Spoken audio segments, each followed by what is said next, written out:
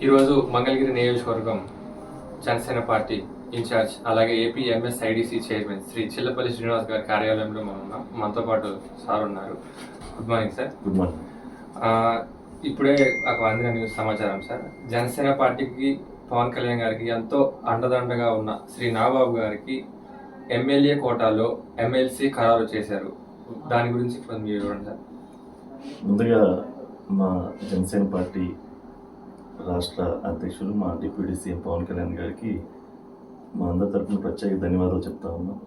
ఎందుకంటే శ్రీ నాగబాబు గారు ఆయన పవన్ కళ్యాణ్ గారికి అన్నయ్య అయినా కూడా మాతో పాటు గ్రౌండ్లో చాలా కష్టపడి పిఠాపురంలో అయితే ఆయన ఒంటి చేతితో నడిపించారు ఎలక్షన్. ఆ రోజున చాలా కష్టపడింది. ఎందుకంటే నేను కూడా పిఠాపురంలో అబ్జర్వర్గా వెళ్ళినప్పుడు ప్రెసిడెంట్ గారి టీం తరఫున వెళ్ళినప్పుడు ఆయన వయసుకు మించి కూడా ఒక ఎక్కడ కూడా ఆయన కానీ ఆయన వైఫ్ గారు కానీ గ్రౌండ్ లెవెల్లో ప్రతి ఒక్క ఓటర్ని కలిసి పిఠాపురం గెలుపులో చాలా ప్రత్యేక బాధ్యత, ఒక విశేషమైన ప్రోద్బలంతో చేశారు. ఆయన ఎంతైనా ఆయనకి ఇవ్వాల్సిన అవసరం, గౌరవించుకోవాల్సిన అవసరం ఉంది.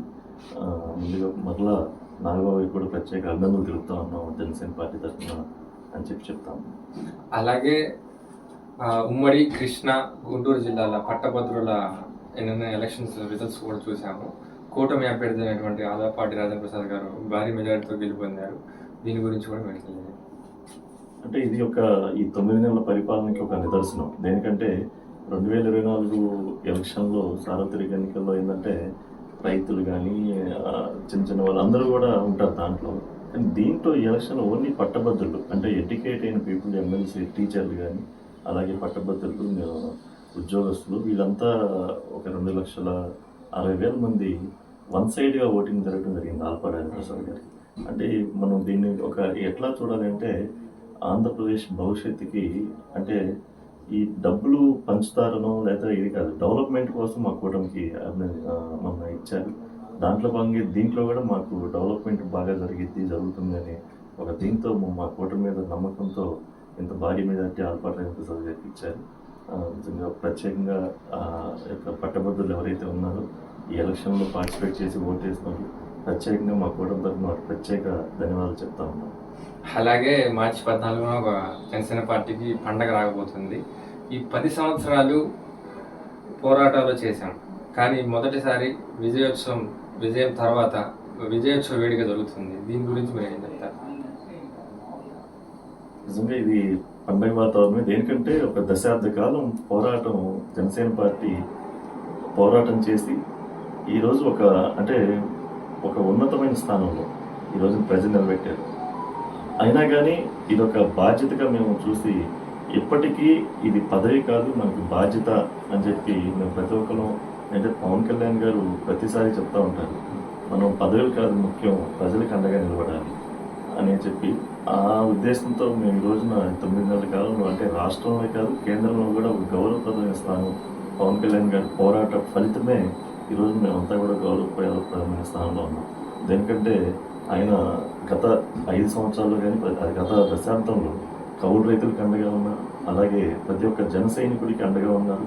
ఎవరన్నా జన సైనికుడు మరణిస్తే ఆపత్కాలంలో 5 లక్షల రూపాయలు ఇచ్చి ఆదుకున్నారు పవన్ కళ్యాణ్ గారి స్వయంగా.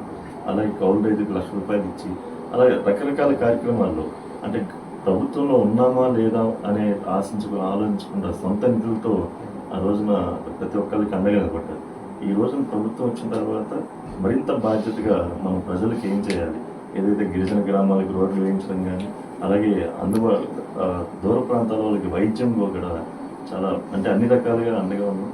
నిజంగా ఇది పండగ వాతావరణం చేసుకోవాలి. దీంట్లో నేను పబ్లిసిటీ అండ్ దీంట్లో కూడా నా కమిటీలో ఉన్నాను, డెకరేషన్ కమిటీలో. దాన్ని కూడా బాధ్యత తీసుకొని చేస్తాను. రాష్ట్రం అంతా కూడా జనసేన శ్రేణులు పండుగ వాతావరణం జరిపినట్టుగా మేము ప్లాన్ చేస్తాము. అలాగే మార్చి 14వ తేదీన శ్రీ పవన్ కళ్యాణ్ గారి ప్రసంగం దేశ ప్రజలు అలాగే రాష్ట్ర ప్రజలు, రాష్ట్ర రాజకీయాలు, దేశ రాజకీయాల వైపు కూడా ఆయన ప్రసంగం ఉంటుందని చాలా మంది తెలియజేస్తున్నారు. అలాంటి ప్రసంగాలు ఏమైనా ఉంటాయా? అంటే ముందుగా అంటే పవన్ కళ్యాణ్ గారు ఏం చెప్తారనే దానికంటే కష్టపడిన ప్రతి ఒక్కరిని కూడా అంటే ఈ 10 సంవత్సరాలు ఎవరైతే జనసేన పార్టీలో కష్టపడ్డారో వాళ్ళందరికీ ఆహ్వానం ఉంది. వాళ్ళందరినీ ఆహ్వానించుకోవాలి. వాళ్ళందరినీ గౌరవించాలి. ఎందుకంటే చాలా పోరాటాలు చేసాం. ప్రతిసారి ప్రతి చోట కూడా పవన్ కళ్యాణ్ గారు చేసే ప్రతి దానికి మద్దతు చేసి ప్రతి చోట ఎవరికి తగ్గినట్టు వాళ్ళు ఇచ్చేశారు. అలాగే ఇప్పుడు ఈ రోజున మీరు చెప్తున్నట్టు 14న పవన్ కళ్యాణ్ గారి ప్రసంగం అంటే ఆంధ్ర రాష్ట్ర భవిష్యత్తు కోసం ఉంటుంది. అలాగే కేంద్ర రాజకీయాలు కీలక స్థానం మనకి వచ్చిన గౌరవం, దాన్ని పట్టుకొని మనం ఆంధ్ర రాష్ట్రానికి ఇంకేం సాధించుకోవాలి. అలాగే మా పార్టీకి కూడా నిర్దేశం అన్నీ కూడా ఉంటుంది ఆ రోజున. అంటే ఒక మొన్నటిదాకా గాజు కాసుకుంటూ ఇదవ్వలేదు ఇవన్నీ అని ఇప్పుడు అన్నీ కూడా ఒక ఉన్నతమైన స్థానంలో అన్నీ కూడా సాధించుకున్నాం. ఇక్కడి నుంచి మనం ఏం చేయాలి, మన పార్టీకి ఏం చేయాలి, పార్టీని ఎలా పైకి తీసుకురావాలి అంటే ఒక నెలలోనో లేక ఒక సంవత్సరంలోనో వచ్చిన విజయం కాదు, 10 సంవత్సరాలు పోరాటం చేస్తూ వచ్చింది. దాన్ని దృష్టిలో పెట్టుకొని ఇక్కడి నుంచి మనం ఎలా స్టెప్ వేయాలనే దాని మీద ఉంటుందని చెప్పి అనుకుంటాను పవన్ కళ్యాణ్. అలాగే మీరు ఏపీఎంఎస్ఐడిసి చైర్మన్గా బాధ్యతలు తీసుకొని 4 నెలలు అవుతుంది. ఈ 4 నెలల్లో మీరు చేసిన కార్యక్రమాలు కానీ ఏదైనా అభివృద్ధి పనులు కానీ వాటి గురించి తెలియదు. ఈ 4 నెలల్లో మేము ఏపీఎంఎస్ఐడిసి చైర్మన్గా నాకు బాధ్యతలు ఇచ్చిన తర్వాత అంటే మౌలిక వైద్య సదుపాయాలు, అలాగే సర్వీసులు, అలాగే శానిటేషన్, ఇవన్నీ, అలాగే డ్రగ్స్, ఎక్విప్మెంట్స్, ఇవన్నీ కూడా గత 5 సంవత్సరాల్లో చాలా మౌనపడిపోయిన పరిస్థితి. చాలామందికి డబ్బులు కూడా ఇవ్వలేదు, చాలామంది డబ్బులు ఆగిపోయి నేను ఎక్కిన తర్వాత రోజుకి చాలామంది వచ్చి సార్ మా పేమెంట్ ఆగిపోయింది, ఎన్ని కోట్లు రావాలి, డ్రగ్స్లో రావాలి.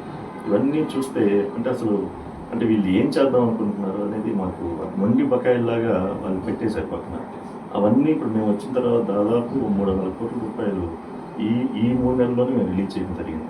అంటే ఒక ట్రస్ట్ సప్లయర్స్, ఏదైతే డ్రగ్స్ సప్లయర్స్ ఉన్నారో, ఎక్విప్మెంట్ సప్లయర్స్ ఉన్నారు, అలాగే వీళ్ళు మనకి కాంట్రాక్టర్స్ ఉన్నారు, వాళ్ళందరికీ పేమెంట్స్ ఇష్యూ చేయడంలో ఉన్నాం. వాళ్ళ నుంచి అంటే ఇంక పనులు చేయాలి అంటే మనం పాత బకాయిలు ఇవ్వాలి. అంటే వాళ్ళకి గతంలో ఏంటంటే టెండర్లు వేసినా కూడా వచ్చే పరిస్థితి లేదు. ఇప్పుడు మేము ఒక్కొక్క టెండర్కి 12-13 సార్లు పిలిస్తే కానీ వచ్చిన పరిస్థితి లేదు. ఇప్పుడు మేము ఇక్కడి నుంచి మేము వచ్చిన పేమెంట్స్ ఒక ట్రస్ట్ వల్ల మేము ఏర్పడి రాబోయే రోజుల్లో మంచి ఇది ఉంటుంది. మేము ఆ దీంట్లోనే మేము చేస్తా ఉన్నాం. అలాగే ఆరోగ్యశ్రీ యొక్క బడ్డను గవర్నమెంట్కి తగ్గించాలి. ఇప్పుడు దాదాపు 3,000 కోట్ల ఎంతో సంవత్సరానికి ఉంది. దాన్ని సగానికి తీసుకురావాలి. మేము చేసే పనులలో మేము చేసే ఇన్ఫ్రాస్ట్రక్చర్ డెవలప్మెంట్, అలాగే ఆంకాలజీ, క్యాన్సర్ కానీ ఇవన్నీ చేస్తాము. గిరిజన మారుమూల ప్రాంతాలకు కూడా వైద్యం అందించేదానికి మేము చేస్తాము. తప్పనిసరిగా ఫలితాలు మనం చూస్తాం రాబోయే. అలాగే పవన్ కళ్యాణ్ గారి నియోజకవర్గం అయినటువంటి పిఠాపురం నియోజకవర్గం 100 బెడ్డెడ్ హాస్పిటల్స్కి గవర్నమెంట్ అప్రూవల్ చేసింది. ఆ కార్యక్రమం కూడా మీ చేతి మీద జరుగుతూ ఉంది. అది ఎంతవరకు వచ్చింది, ఎలా జరుగుతుంది పనులు? అది ఆల్రెడీ జీవో వచ్చేసింది, సైట్ కూడా మేము చూసేసాము. మొన్నే మా డిప్యూటీ సీఎం పవన్ కళ్యాణ్ గారికి ఆ డిజైన్స్ అన్ని చూపించాం. ఆయన సూచనల మేరకు చిన్న మార్పులు చేసి వితిన్ డేస్, మంత్స్ కూడా కాదు, వితిన్ డేస్లోనే టెండర్స్ పిలిచి అది శంకుస్థాపన కార్యక్రమం ఉంటుంది. ఎందుకంటే అది హైవేకి ఆనుకొని ఉన్న కాన్స్టెన్సీ, దానికి అనుగుణంగా ఎమర్జెన్సీలు, ట్రామా కేర్ అన్నీ కూడా దాంట్లో ఇన్వాల్వ్ చేయాలని చెప్పి మల్టీ స్పెషాలిటీ హాస్పిటల్ చేయాలని చేస్తాను. తప్పకుండా అది అయిపోతాం. అలాగే నేను బడ్జెట్ సమావేశంలో ఆరోగ్యశ్రీకి 25 లక్షల రూపాయలు ఇన్సూరెన్స్ అంటే ట్రీట్మెంట్ కోసం కేటాయించారు. పవన్ కళ్యాణ్ గారు కూడా గతంలో చెప్పారు దీని గురించి మీరు ఇది అంటే ఆరోగ్యశ్రీ కాదు, ఇన్సూరెన్స్. దాంట్లో 25 లక్షలు ట్రీట్మెంట్. ఇంతకుముందు 5 లక్షలు 6 లక్షల పరిమితి ఉండేది.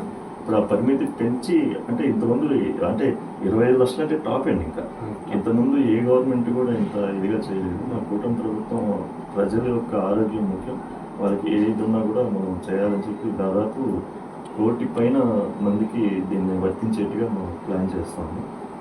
తప్పనిసరిగా మంచి ఫలితాలు వస్తాయి.